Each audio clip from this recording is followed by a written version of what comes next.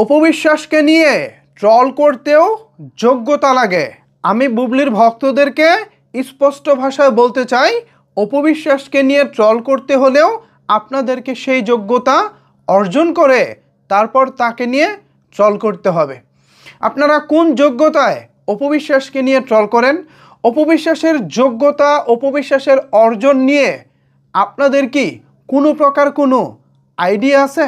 আমার তো কেন জানি মনে হচ্ছে বুবলির ভক্তদের অপবিশ্বাসের অর্জন নিয়ে বিন্দুমাত্র আইডিয়া নাই, আর এ কারণেই তারা আহাম্মকের মতো প্রতিনিয়ত অপবিশ্বাসকে নিয়ে বাজে মন্তব্য করে, বাজে কথা বলে, এমনকি ট্রল পর্যন্ত তারা করে থাকে। একজন অপবিশ্বাস শাকিব খান থেকে শুরু করে চিত্রনায়ক মান্না, চিত্রনায়ক আমিন খান, চিত্রনায়ক ফেরদৌস, চিত্রনায়ক রিয়াজ, চিত্রনায়ক নীরব, চিত্রনায়ক ইমন থেকে শুরু করে নতুন প্রজন্ম এবং আগের প্রজন্ম, সব প্রজন্মের নায়কের সঙ্গে একাধারে হিট সুপারহিট সিনেমা অপবিশ্বাস উপহার দিয়েছেন। আর আপনাদের বুবলি এক শাকিব খান ছাড়া এখনও তিনি কোমর সোজা করে দাঁড়াতেই পারেননি। আপনাদের বুবলি এক শাকিব খান ছাড়া এখনও পর্যন্ত কতগুলো সিনেমা করেছেন? আপনাদের বুবলি টোটাল কতগুলো সিনেমা করেছেন?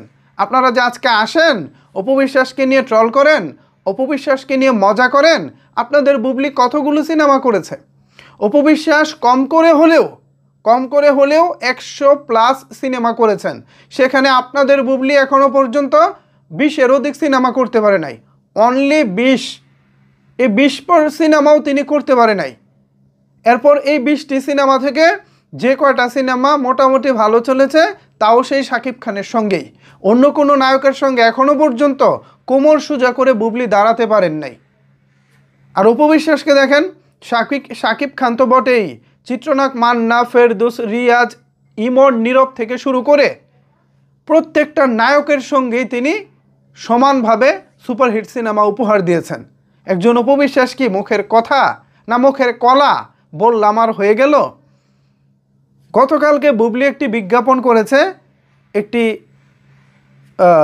কি তেল জানি, কোকোনাট অয়েল, হ্যাঁ, একটি নারকেল তেলের বিজ্ঞাপন করেছেন। সেই বিজ্ঞাপনে বেশ ভালোভাবে বুবলিকে উপস্থাপন করা হয়েছে, বেশ ভালো লাগছে তাকে।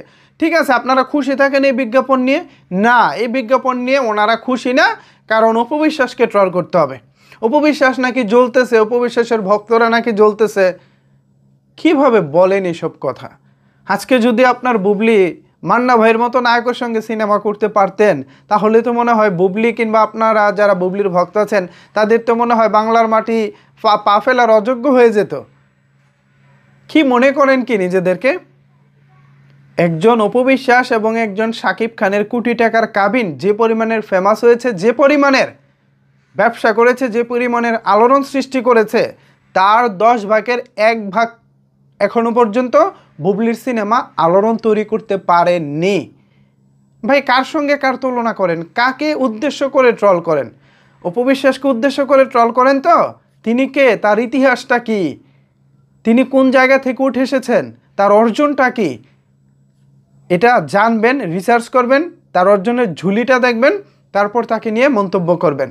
আদারওয়াইজ অপবিশ্বাসকে নিয়ে বুবলির ভক্তরা অন্তত মন্তব্য করবেন না। এটা যদি মৌসুমী ম্যাডামের ভক্ত হতো বা শাবনূর ম্যাডামের ভক্ত হতো কিংবা পূর্ণিমা ম্যাডামের ভক্ত হতো তাহলে আমি বলতাম ভাই তোমাদের যোগ্যতা আছে, তোমরা সমালোচনা করো।